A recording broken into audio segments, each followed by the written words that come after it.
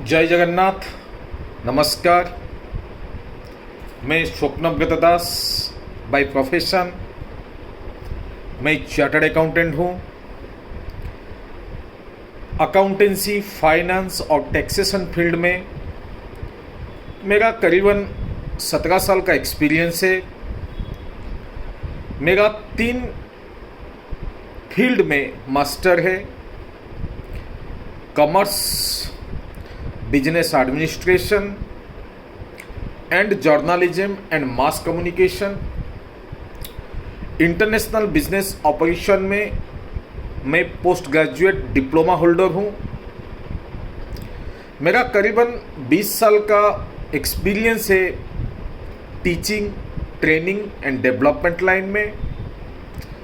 पिछले करीबन 4-5 साल से मैं टूरिज्म सेक्टर में काम कर रहा हूँ और उड़ीसा में एक अनोखी नॉलेज टूरिज्म प्रोजेक्ट डेवलपमेंट करने की कोशिश में हूँ, जहाँ पे करीबन मैंने बहुत सारे इन्वेस्टमेंट भी किया है।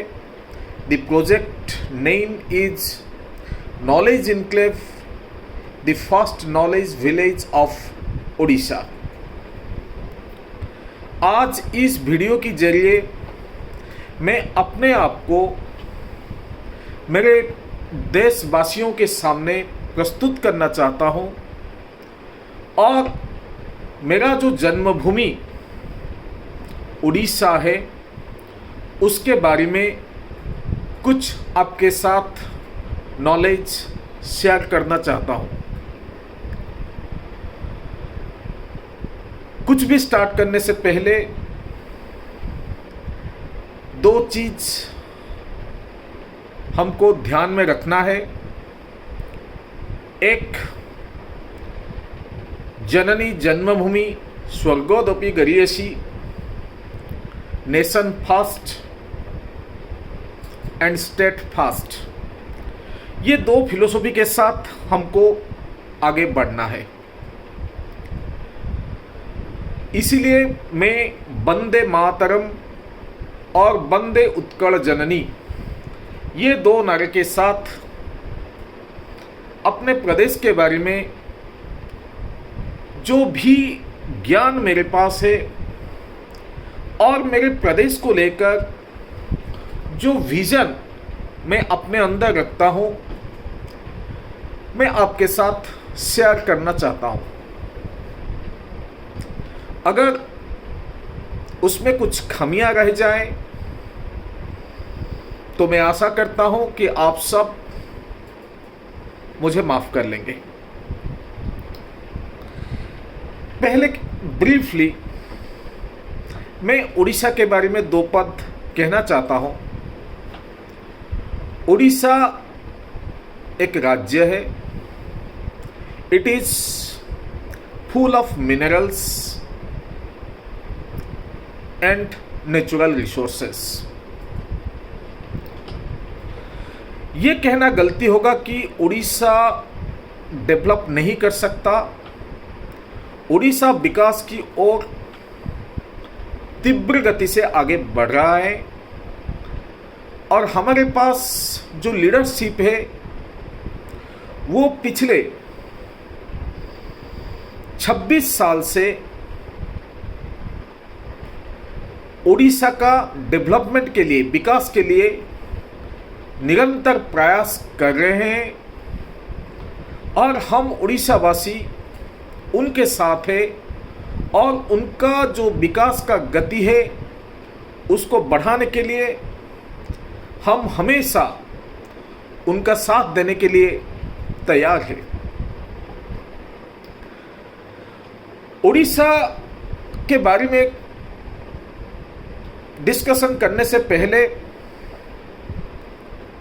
मैं जो 2-3 बात, जो डाटा आपके पास पेश करने वाला हूं, वो बहुत ही मायने रखते हैं, क्योंकि वो डाटा के द्वारा हम उड़ीसा का जो विकास का परियोजना है उसके बारे में थोड़ा ज़्यादा डिस्कशन कर सकते हैं। उड़ीसा का जो पॉपुलेशन है वो करीबन 4.5 करोड़ है और उड़ीसा का जो लिटरेसी रेट है वो करीबन 72% है। लिटरेसी रेट इसीलिए मायने रखता है कि लिटरेसी रेट जान के हम ये भी पता लगा सकते हैं कि जो फ्यूचर विजन ऑफ उड़ीसा है उसको आगे लेने के लिए हमारे पास जो जनता है, जो जनशक्ति है और उनका जो भावनाएं हैं वो हमको किस तरह से मदद करेंगे। उड़ीसा के आज के दिन में मैं अप्रोक्सीमेट फिगर आपको थोड़ा इजी करने के लिए डिस्कशन को बताऊंगा। उड़ीसा का जो GSDP है, ग्रॉस स्टेट डोमेस्टिक प्रोडक्ट, वो आज के दिन में करीबन 6 लाख करोड़ है और उड़ीसा का जो बजट है वो करीबन 2 लाख करोड़ का बजट है।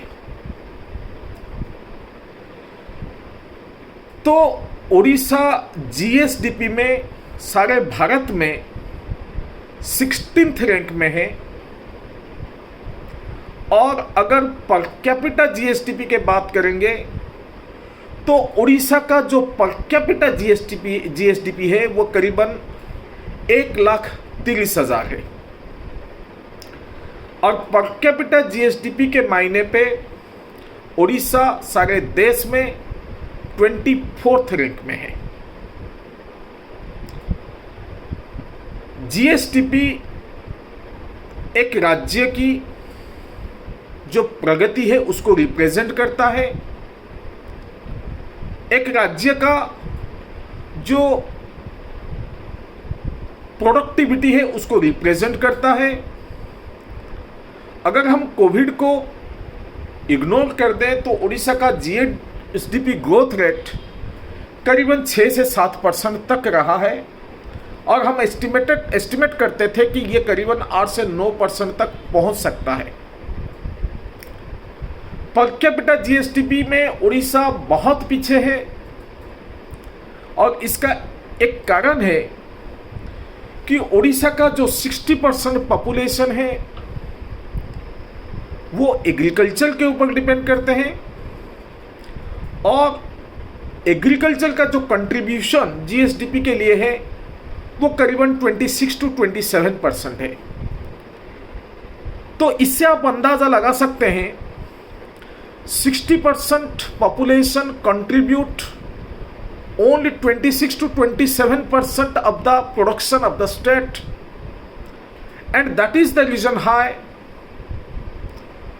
the per capita GSDP of the state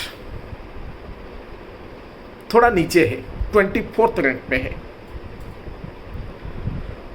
तो जब हम एक विजन लेकर जाते हैं कि उड़ीसा को आगे बढ़ाएंगे तो हमको अगले 2-3 साल में एक विजन लेना पड़ेगा कि उड़ीसा का GSDP को हमको कम से कम 10 लाख करोड़ में पहुंचाना है और जो पर कैपिटा GSDP है उसको करीबन 2,50,000 तक लेना है।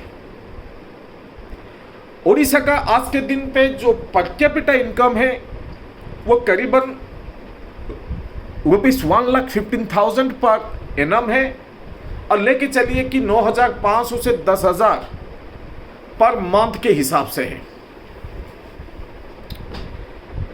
अगर हम एक नॉर्मल वेज रेट लेकर जाए तो ये पर डे 400 के हिसाब से अगर हम लेकर जाएंगे तो मंथली ये 12,000 होता है। तो इस मामले में भी per capita income of the state is little bit less. तो ये सब चीज को लेकर अगर हम देखें कि उड़ीसा में इनकम इक्वेलिटी कितना है तो उड़ीसा का जो गिनी इंडेक्स है वो करीबन 0.3 से 0.35 तक है और ये रिप्रेजेंट करता है कि उड़ीसा में मॉडरेट इनइक्वेलिटी है और ये इनइक्वेलिटी को हटाने के लिए हमको प्रयास करना पड़ेगा। अगर अब हम जीएसडीपी कंट्रीब्यूशन के बारे में डिस्कशन करेंगे तो उड़ीसा का जो जीएसडीपी है उसमें जैसे मैंने आपको बताया 27% एग्रीकल्चर से आता है, 32% मैन्युफैक्चर से आता है और करीबन 40 से 42% सेवा क्षेत्र से आता है। तो ये रिप्रेजेंट करता है कि उड़ीसा एक मोस्टली कंज्यूमिंग स्टेट है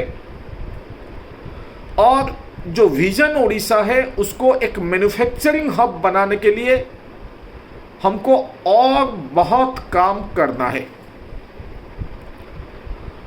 उड़ीसा के जो नवीन जी के सरकार है वो ज़्यादातर इनकम इनइक्वालिटी के ऊपर काम कर रहे हैं, वुमेन एम्पावरमेंट के ऊपर काम कर रहे हैं, सोशल वेलफेयर के ऊपर काम कर रहे हैं और उड़ीसा का जो पुअर पॉपुलेशन है उसको नीचे लाने के लिए कोशिश कर रहे हैं, उस स्तर को नीचे लाने के लिए कोशिश कर रहे हैं। बहुत सारी योजनाएं हैं जो एक social perspective of the government को रिप्रेजेंट करता है कि ये गवर्नमेंट गरीबों के लिए बना हुआ है एंड गरीबों के लिए कमिटेड है और इसीलिए लोग ज़्यादा से ज़्यादा गवर्नमेंट के ऊपर भरोसा रखते हैं। लेकिन जब हम पर कैपिटा इनकम को जाते हैं तो पर कैपिटा इनकम को बढ़ाने के लिए लोगों के लिए हमको रोजगार का जो डेवलपमेंट है, एम्प्लॉयमेंट डेवलपमेंट, उसके ऊपर काम करना होगा। लोगों के लिए एम्प्लॉयमेंट अपॉर्चुनिटीज क्रिएट करना पड़ेगा और उसके लिए भी उड़ीसा का जो बीजेडी गवर्नमेंट है it is quite committed and we are proud that this government is working hard ज़्यादा से ज़्यादा कैपिटल इन्वेस्टमेंट उड़ीसा के लिए लाने के लिए और इसके लिए उन्होंने मेक इन उड़ीसा का कंसेप्ट भी लाया था जो ज़्यादातर सक्सेसफुल रहा है। लेकिन कोविड के वजह से पिछले 2-3 साल से ये थोड़ा धीमा पड़ा हुआ है। अगर हम जैसे प्रोफेशनल से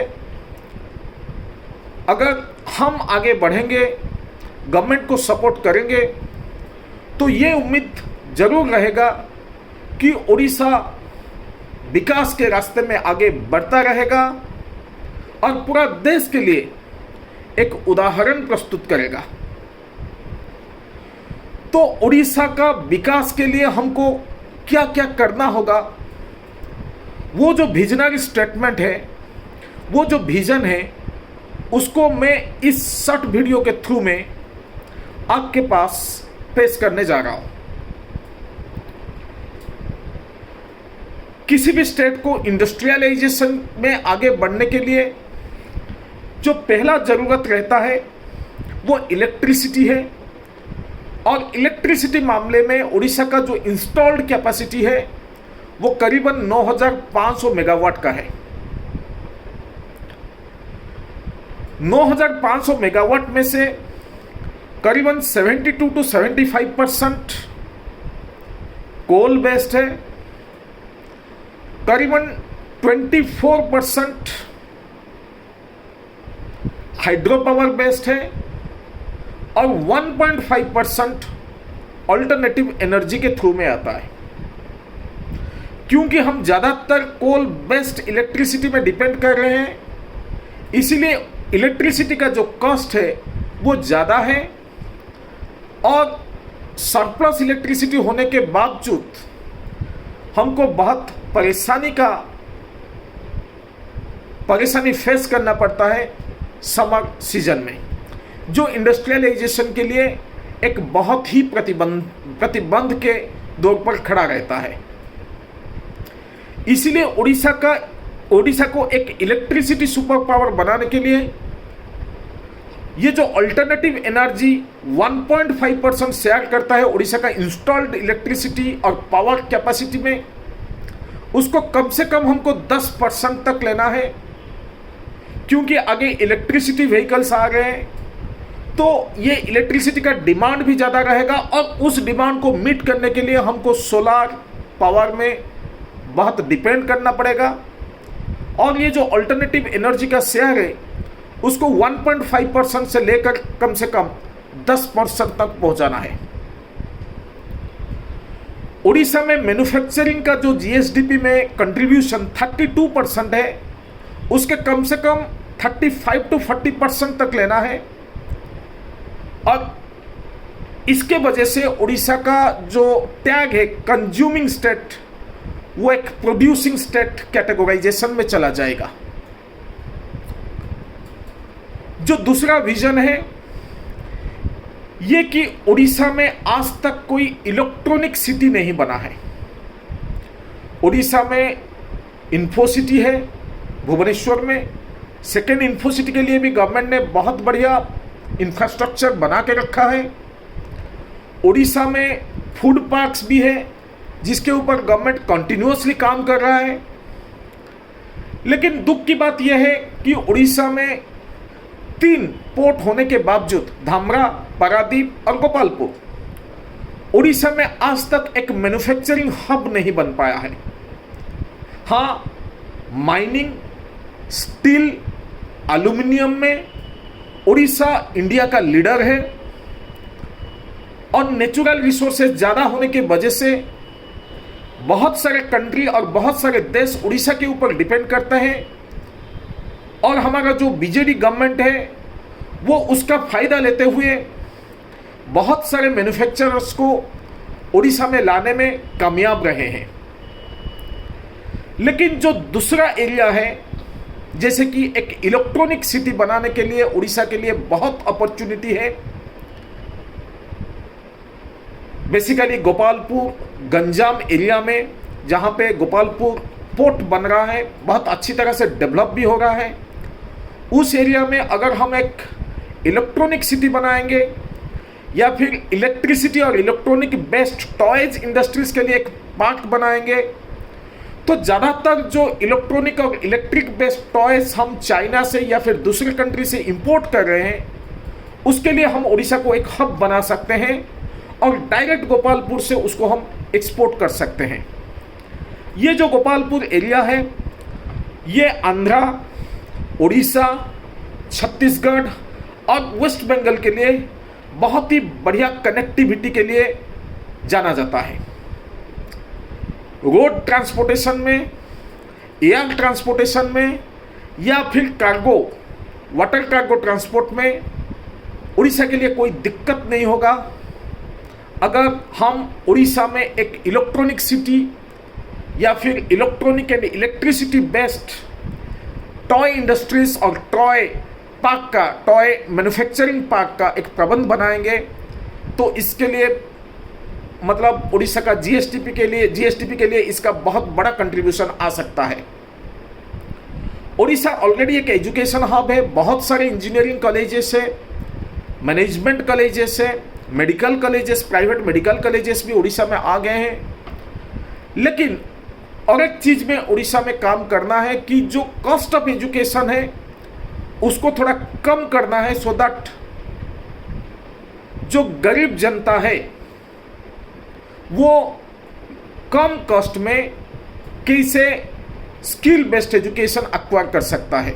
इंजीनियरिंग फील्ड में, पैरामेडिकल फील्ड में, मेडिकल फील्ड में, लीगल फील्ड में, अकाउंटेंसी या फिर कॉमर्स फील्ड में कैसे कम खर्च में उड़ीसा का जो गरीब बच्चे हैं वो पढ़ सकते हैं। और स्किल बेस्ड एजुकेशन के लिए भी हमको बहुत काम करना है। उड़ीसा को एक स्किल हब बनाना है, सो दैट जो इलेक्ट्रॉनिक सिटी या फिर मैन्युफैक्चरिंग हब का हम परियोजना कर रहे हैं उसको हम एक स्किल्ड लेबर फोर्स भी प्रोवाइड कर सकते हैं। जो तीसरा एरिया है वो टूरिज्म का है। उड़ीसा पूरा भारत का टूरिज्म कैपिटल बनने का हुनर रखता है, लेकिन ये विजन हासिल करने के लिए हमको इंफ्रास्ट्रक्चरल फैसिलिटी बढ़ाना है, इंफ्रास्ट्रक्चरल डेवलपमेंट में बहुत काम करना है, कनेक्टिविटी में भी बहुत काम करना है। एक एग्जाम्पल के तौर पर मैं कह रहा हूँ, उड़ीसा का जो चिल्का है वो एशिया का लार्जेस्ट लेक है और ये करीबन 300-400 किलोमीटर का एरिया को कवर करता है, इंक्लूडिंग दी मेराइन ड्राइव।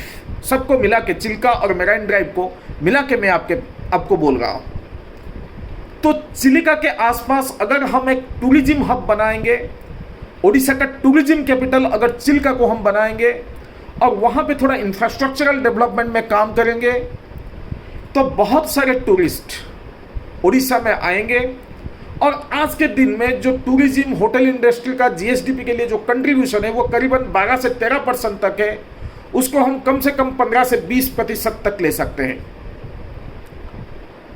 इसके लिए हमको एक चिलिका हेरिटेज एक्सप्रेस करके ट्रेन का प्रबंध अगर करेंगे तो लोगों को पता चलेगा चिलिका एक टूरिज्म हब है और वहाँ पे जो कालीजाई हेरिटेज सेंटर है वहाँ पे भी हमको इंफ्रास्ट्रक्चरल डेवलपमेंट करके टूरिस्ट को अट्रैक्ट कर सकते हैं। चिल्का इसीलिए है कि कोई अगर दिल्ली वेस्ट बंगाल के रूट से आएगा तो भुवनेश्वर से करीबन 70-80 किलोमीटर दूर में हम एक चिलिका टूरिज्म सिटी बना सकते हैं।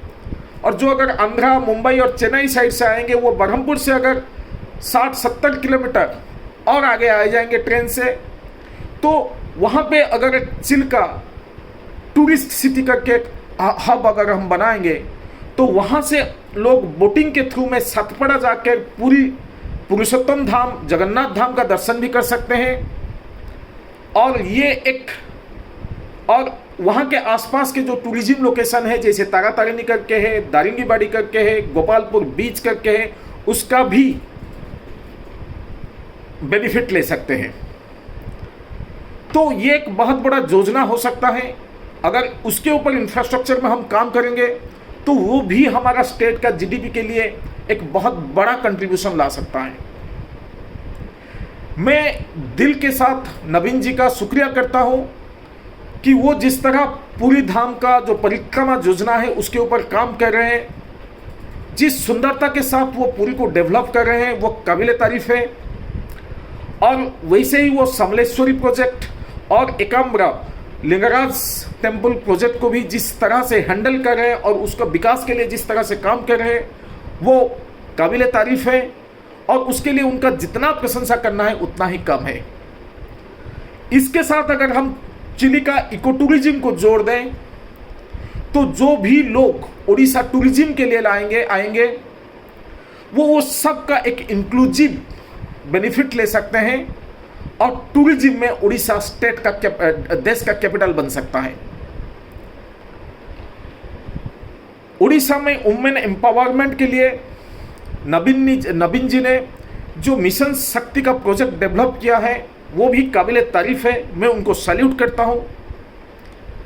जेंडर इक्वालिटी के लिए उनका जो प्रयास है, वुमेन शक्ति को आगे बढ़ाने के लिए उनका जो सेल्फ हेल्प ग्रुप का गठन करना, उनके फंडिंग के लिए प्रयास करना और उनके लिए एक इंक्लूसिव फाइनेंस का व्यवस्था करना और लीडरशिप स्किल डेवलप करवाना और वुमेन लीडर्स को आगे लाकर एमपीस बनाना और स्टेट डेवलपमेंट में उनको पार्टनर बनाना, ये जो परियोजना है ये एक विजनरी योजना है। और इसके लिए मैं नवीन जी को सैल्यूट करता हूं और बीजेडी को भी सैल्यूट करता हूं। उड़ीसा कोल एंड माइन में जिस तरह से काम करता है उसके लिए देश के प्रधानमंत्री भी उड़ीसा को प्रशंसा कर चुके हैं। इसके साथ साथ उड़ीसा डिजास्टर मैनेजमेंट के लिए पूरा विश्व में जाना जाता है। यह हम सबको मालूम है, उड़ीसा एक नेचुरल डिजास्टर के लिए जाना जाता है सारा विश्व में। पूरे साल में 2-3 बार हम नेचुरल डिजास्टर को फेस करते हैं, लेकिन वो जो डिजास्टर मैनेजमेंट है और डिजास्टर रिकवरी है उसके लिए जिस मैनेजमेंट के साथ, जिस ऑनर के साथ हमारा स्टेट गवर्नमेंट काम करता है वो काबिले तारीफ है।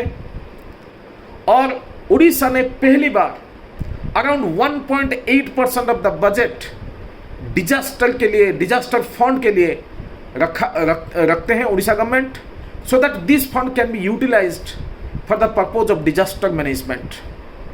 ये एक अप्रिशिएटिव स्टेप है। और उड़ीसा में एग्रीकल्चर के लिए एक सेपरेट बजट और दूसरों के लिए एक सेपरेट बजट जो क्रिएट किया गया है वो भी बहुत बढ़िया है। लेकिन ऑर्गेनिक फार्मिंग और एग्रो बेस्ड इंडस्ट्री के लिए आज भी हमें बहुत काम करना है, सो दैट जो उड़ीसा का जीडीपी एग्रीकल्चर का कंट्रीब्यूशन जो 27% है उसको हम कम से कम 30% तक ला सकते हैं, so that the per capita income of the state will increase. Rural development के लिए हमारे पास जो चैलेंज है, जो हमारा रूरल यूथ है वो दूसरे स्टेट में माइग्रेट हो जाते हैं, उनका स्किल बढ़ाकर उनको कैसे हमारा स्टेट में रख के स्टेट का प्रोडक्टिविटी बढ़ाना है, उसके ऊपर हमको बहुत काम करना है। पॉपुलेशन डेंसिटी रूरल सेक्टर में बहुत ज़्यादा है, उसके ऊपर भी हमको काम करना है। रूरल सैनिटेशन, हेल्थ, एजुकेशन में बहुत सारे काम बाकी है। हालांकि सरकार बहुत सारे स्टेप्स ले रहे हैं रूरल डेवलपमेंट के लिए, लेकिन फिर भी उसके ऊपर हमको बहुत काम करना है। Women empowerment, self help group को और भी सशक्त बनाना है, उसके लिए थोड़ा फंड डिप्लॉय करना है। और बहुत बड़ी बात है, एमएसएमई सेक्टर में उड़ीसा को आगे बढ़ाना है। एज ए चार्टर्ड अकाउंटेंट जो मैं खुद देखता हूं कि बैंकर्स आगे बढ़ के जो छोटे छोटे व्यापारी हैं जो अपना खुद का बिजनेस स्टार्ट करना चाहते हैं उनको फंडिंग देने में पीछे हट जाते हैं। तो एक स्पेशल पर्पज व्हीकल का डेवलपमेंट करके ये सब जो एमएसएमई है उसको उनका एक संगठन बना के उनको एक रेटिंग दे के उनको कैसे इजीली फाइनेंस अवेलेबल होगा और एक इंक्लूसिव ग्रोथ के रास्ते पर उनको हम आगे ले सकते हैं, उसके ऊपर भी हमको काम करना है। कैसे cash credit, short term funding का अरेंजमेंट हम छोटे छोटे व्यवसायों के लिए कर सकते हैं, छोटे छोटे मैन्युफैक्चरर्स के लिए कर सकते हैं, और देश को और प्रदेश को एक फाइनेंशियल इंक्लूजन और फाइनेंशियल इंक्लूसिव ग्रोथ के तरफ, एक सस्टेनेबल ग्रोथ के तरफ आगे ले सकते हैं, उसके ऊपर हमको बहुत काम करना है। तो इस विजन के साथ मैं हमेशा मेरा स्टेट गवर्नमेंट के साथ हूँ और सेंट्रल गवर्नमेंट के साथ भी हूँ, और उड़ीसा के लिए मैं अपने हिसाब से जो भी कंट्रीब्यूशन कर सकता हूँ उसके लिए मैं सदा तपता रहता हूँ। मुझे लगता है कि मेरा ये जो विजन है वो भी उसको आप सपोर्ट करेंगे और आगे बढ़ने में मेरा मदद करेंगे। धन्यवाद। जय जगन्नाथ। वंदे उत्कल जननी, वंदे मातरम। नमस्कार।